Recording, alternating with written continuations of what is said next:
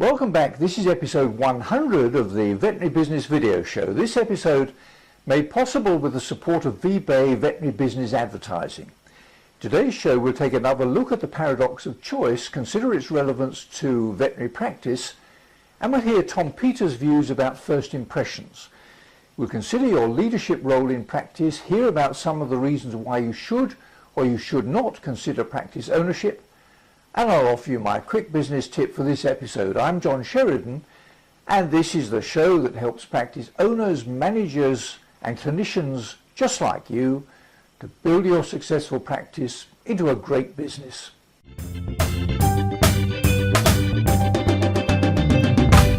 Yes, this is episode 100 of the video show. It hardly seems possible that since the summer of 2009, we've clocked up 100 12 to 15-minute episodes with a brand new show every 2 weeks. That's a total approaching 25 hours of solid practice management and business content.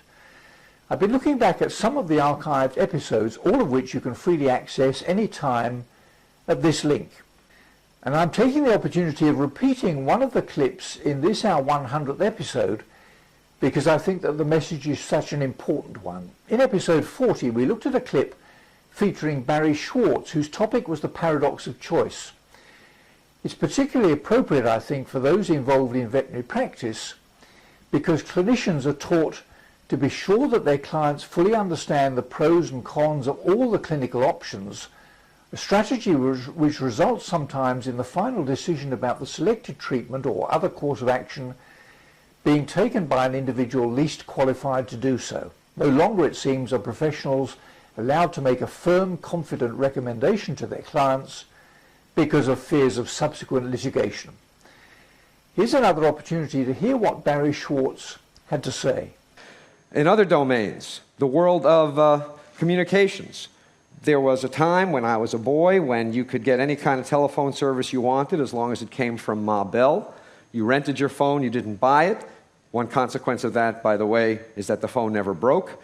And those days are gone. We now have an almost unlimited variety of phones, especially in the world of cell phones. These are cell phones of the future. My favorite is the middle one, the MP3 player, nose hair trimmer, and creme brulee torch. And if by some chance you haven't seen that in your store yet, you can rest assured that one day soon you will. And what this does is it leads people to walk into their stores asking this question. And do you know what the answer to this question now is? The answer is no. It is not possible to buy a cell phone that doesn't do too much. So, in other aspects of life that are much more significant than buying things, the same explosion of choice is true. Healthcare. It is no longer the case in the United States that you go to the doctor and the doctor tells you what to do. Instead, you go to the doctor and the doctor tells you, well, we could do A or we could do B. A has these benefits and these risks. B has these benefits and these risks. What do you want to do? And you say, Doc, what should I do? And the doc says, A has these benefits and risks, and B has these benefits and risks. What do you want to do?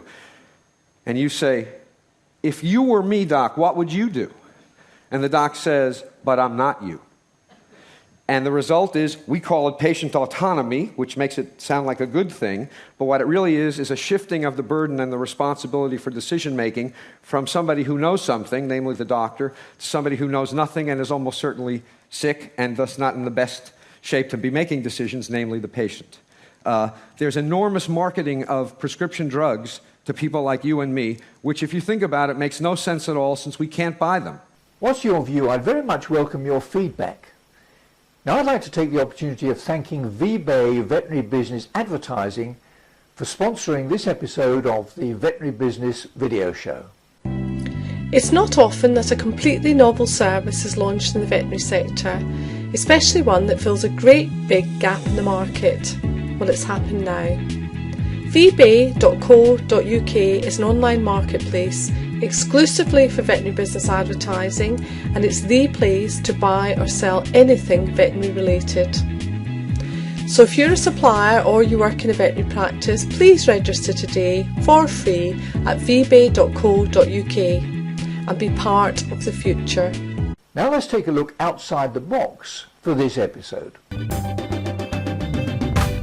How quickly does it take you to make some sort of judgment about another individual when you meet them for the first time? That first impression may not even have to wait until they've spoken, and it can take just a quick glance for someone to evaluate you and for you to evaluate them. You'll form an opinion about each other based on your appearance, your body language, your demeanor, your mannerisms, and how you're dressed.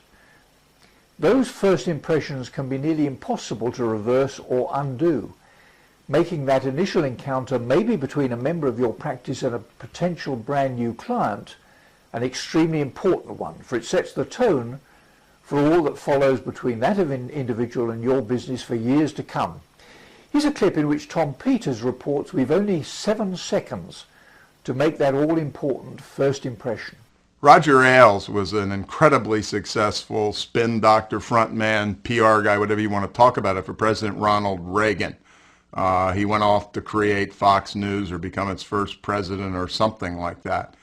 And he wrote a book, and the book was kind of about how to get things done in your life professionally. And there are a couple things that really popped out at me. One of them that hit me right between the eyes, and you've heard this including from your mother when you were 7 years old, but he talks about first impressions. But he does something, and he takes first impressions and he quantifies it. And what he says is, listen precisely here, what he says is you have 7 seconds to make your first impression. And when I started thinking about it and saying, it's an exaggeration, I think that there's probably an awful lot of truth in that. So it's not a matter of your brilliant comeback or your brilliant whatever, your brilliant statement, your brilliant wit. It's what do you project? And the term that he uses is amp up your attitude. You do, in the first 7 seconds, give off energy, enthusiasm, engagement, whatever it happens to be. So I suspect 100% of us believe in the first impressions thing, and I suspect 98% of us believe in the incredible power of first impressions.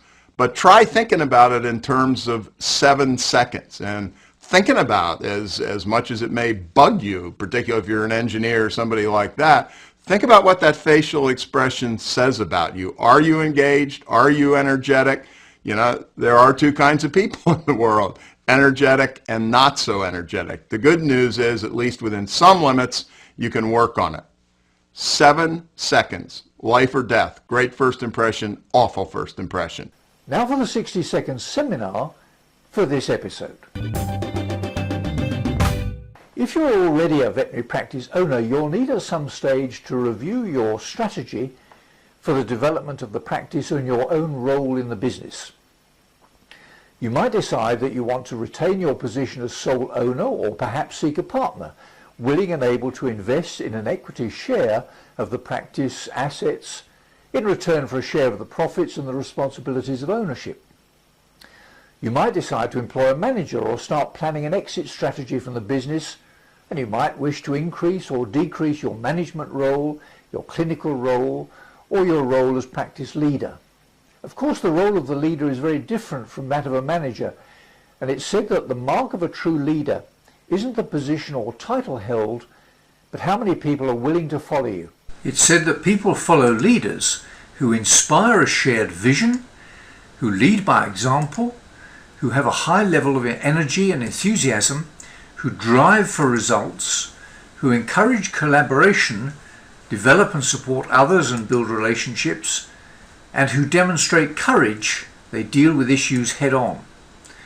The old view of the leader being at the apex of the triangle is changing. Today, the team members who are in constant touch with your clients and their animals and delivering the services they seek all day, every day, can make or break your practice. So turn the triangle upside down with the frontline staff at the top. Your role as leader is to help and support them and to eliminate anything which gets in the way of their service for your clients. Now for my quick business tip for this episode. Now something for those of you who are gaining confidence in your ability as a clinician are beginning to think about the potential advantages and disadvantages of practice ownership and your own personal career as a vet, entrepreneur and possible investor in practice. Dave Nichol, a UK vet, business consultant and practice owner in Australia, says that there are many good reasons, including fear of the unknown, for not going into business on your own account. On the other hand, there are plenty of talented young people in the veterinary profession equal to the challenge and up for the whirlwind ride of practice ownership. Here's a flavour of what he had to say in a recent video blog. If you are at a point in your career where you're comfortable being a vet and you're thinking, I can do more than this, I can do something different, I can do something special, then the thing that holds most people back in that situation is fear. Fear that I guess it's fear of the unknown. So do they know they're going to be successful? You know, do you know you've got enough money to cover, you know, all the bills you're going to have to pay and the staff salaries you're going to have to pay to the end of the year?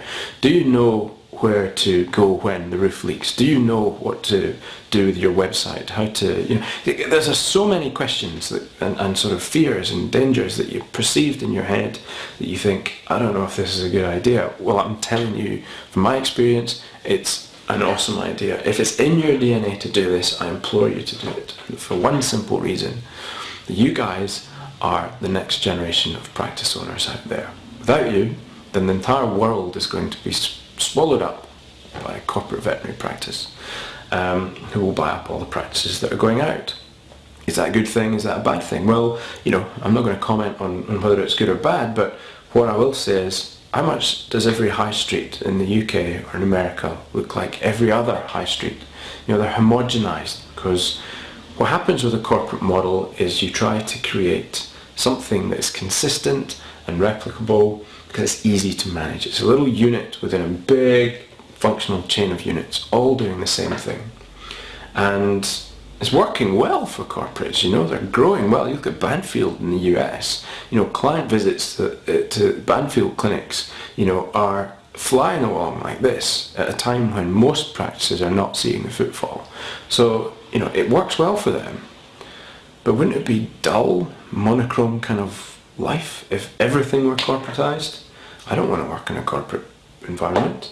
And I suspect the same is true for a lot of you out there. Opening up in the UK now, I know, are a lot of younger vets who are doing something a bit special. They're the practices that if you look at the websites, you look and go, wow, you know, that looks amazing. It doesn't look like a veterinary clinic looked 10, 15 years ago. They're fresh, they're exciting, they're energized, they're engaging, and they're innovating as well. And there's a bunch more people who I think are at that point in their career where they're thinking about making that transition. And I implore you to do it, because from my experience it's been amazing to have the opportunity to build from the ground blocks of your values, to build a business on those that fits with the way that you see life and the way that you see veterinary medicine evolving is astonishingly powerful. So what's my quick business tip? Well, it's this. Over the years, I've been a practice employee, partner, sole owner, franchisee and business consultant. Like Dave Nichol, I've enjoyed the ups and downs and whirlwind ride of ownership and absolutely agree with his conclusion that it's a blast, it's stressful, it's fun, exciting and terrifying. Go for it. As Dave Nichol says, it will be the ride of your life. Well, that's about it for now. I'm John Sheridan and this is the Veterinary Business Video Show. See you next time.